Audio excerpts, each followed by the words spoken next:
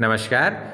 प्रिय विद्यार्थियों, यशोधरा सखी वे मुझसे कहकर जाते का जो दूसरा भाग है उससे अलग वाला, उसमें वो यशोधरा देखिए कहती है कि देखिए मेरे पति ने तो परीक्षा दी, अब मेरी परीक्षा है, उन्होंने तो मुझे छोड़ा, मुझे त्यागा और अपनी तपस्या में चले गए, अब मुझे उनके प्रति जो मेरे मन का भाव है उसको उसकी परीक्षा, अब मेरी परीक्षा शुरू होती है। यानी बहुत बड़ी मार्मिकता है इसमें कि अब तक तो जो मेरे भीतर था वो मेरे पति के प्रति जो मेरा भाव था, पति मेरे साथ थे, जो कुछ थे वो थे, लेकिन अब जो है वो सिर्फ मेरी अकेली की परीक्षा है और इस परीक्षा को मैं पास करूं तब मैं जानूं। तो देखिए, अब कठोर है हो वज्रादपि ओ कुसुमादपि सुकुमारी, आर्यपुत्र दे चुके परीक्षा अब है मेरी बारी। और साफ कह देती है यशोधरा, अब कठोर हो वज्रादपि ओ कुसुमादपि सुकुमारी,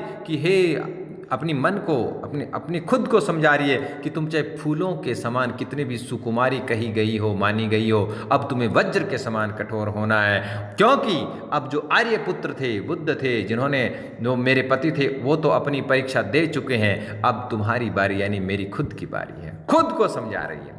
मेरे लिए पिता ने सबसे धीर वीर वर चाहा, और मेरे लिए ही तो मेरे पिता ने सबसे अधिक धीर वीर श्रेष्ठ वर चाहा था। आर्यपुत्र को देख उन्होंने सभी प्रकार सराहा, और आर्यपुत्र बुद्ध को देख करके, सिद्धार्थ को देख करके उन्होंने सबसे अधिक इनकी प्रशंसा की थी। फिर भी हटकर हाय वृथा ही उन्होंने थाहा, फिर भी हटकर हाय, फिर हट करके ही उन्होंने वृथा ही उन्होंने था, फालतू में उन्होंने उनकी थाह लेने की कोशिश की। किस योद्धा ने बढ़कर उनका शौर्य सिंधु अवगाहा, और ऐसा कौन है जो उनके शौर्य के जो सिंधु सागर है जिसको पार किया हो, अवगाहा हो। यानी मेरे पति का जो वीरता की जो उसकी जो क्षमता है वो समुद्र के समान विशाल है, जिसको कोई पार नहीं कर सकता, जिसको कोई जान नहीं सकता, जिसकी कोई आर है न पार है। क्यों कर सिद्ध करूं अपने को मैं उन नर की नारी। और यशोधरा कहती है, मैं किस प्रकार, मेरे लिए सबसे बड़ी चुनौती है, मैं किस प्रकार उस पति की स्त्री होने का जो मेरा कर्तव्य है उसको सिद्ध करूं, ये मेरे लिए सबसे बड़ी चुनौती है। क्यों कर सिद्ध करूं अपने को मैं उन नर की नारी, मैं उस शौर्य में सिंधु के समान है उस नर की नारी के रूप में अपने आप को कैसे सिद्ध करूं। आर्य दे चुके परीक्षा अब है मेरी बारी, कि आर्य ने तो अपनी परीक्षा दे दी है और अब मेरी बारी है। अपने आप को तैयार कर रही है यशोधरा। सिद्धि मार्ग की बाधा नारी, फिर उसकी क्या गति है, पर उनसे पूछूं क्या जिनको मुझसे आज विरक्ति है। अर्ध विश्व में व्याप्त शुभ अशुभ मेरी भी कुछ मति है, मैं भी नहीं अनाथ जगत में मेरा भी प्रभुपति है।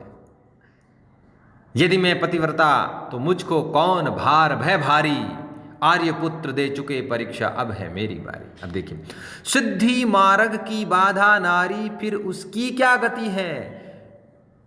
यशोधरा कहती है कि आज तक यही तो माना गया और मेरे पति ने यह सिद्ध कर दिया कि सिद्धि मार्ग में सबसे बड़ी बाधा है वो स्त्री है, पत्नी है। फिर उसकी क्या गति, फिर जब सिद्धि मोक्ष जीवन के लक्ष्य मंतव्य को प्राप्त करने में स्त्री को सबसे बड़ी बाधा माना गया, तो फिर तो उसकी कोई गति, उसकी कोई स्थिति, उसका कोई अपना सिद्धांत, उसकी कोई अपनी एक प्रकार अपना अस्तित्व कुछ है ही नहीं। पर उनसे पूछूं क्या जिनको मुझसे आज विरक्ति है। पर मैं उनसे क्या पूछूं, मैं क्या एक प्रश्न पूछ सकती हूं जिनको आज मुझसे इतनी विरक्ति विराग हो गया है। अर्ध विश्व में व्याप्त शुभ अशुभ मेरी भी कुछ मति है, चाहे अर्ध विश्व में आधा संसार स्त्री रूप में, अर्ध विश्व में व्याप्त शुभ अशुभ मेरी भी कुछ मति है, कि आधे संसार में जिस प्रकार शुभ और अशुभ स्त्रियों के प्रति माना गया है, यानी जो आधा संसार स्त्रियों का है उसको शुभ और अशुभ की दृष्टि से देखा गया है, तो उसमें कुछ मेरी भी मति है, मेरे भी कुछ के संबंध मेरे विचार है। मैं भी नहीं अनाथ जगत में मेरा भी प्रभुपति है। तो ऐसे में मैं कैसे मानूं, मैं इस जगत में अनाथ नहीं हूं, मैं भी नहीं अनाथ जगत में मेरा भी प्रभुपति है, मेरा भी स्वामी पति है। मेरा तो स्वामी है, प्रभु है, ईश्वर, वो मेरा पति है। यदि मैं पतिव्रता तो मुझको कौन भार भय भारी। अगर मैं पतिव्रता हूं तो इस धरती का कोई सा भी कठिन से कठिन कार्य, कोई विपदा संकट मेरे लिए भारी नहीं है। आर्यपुत्र दे चुके परीक्षा, अब है मेरी बारी। और आर्यपुत्र मेरे पति ने तो अपनी परीक्षा दे दी, अब मुझे अपनी परीक्षा देनी है। यानी एक तरह से यशोधरा ने अपना पतिव्रत धर्म है उसको नहीं छोड़ा।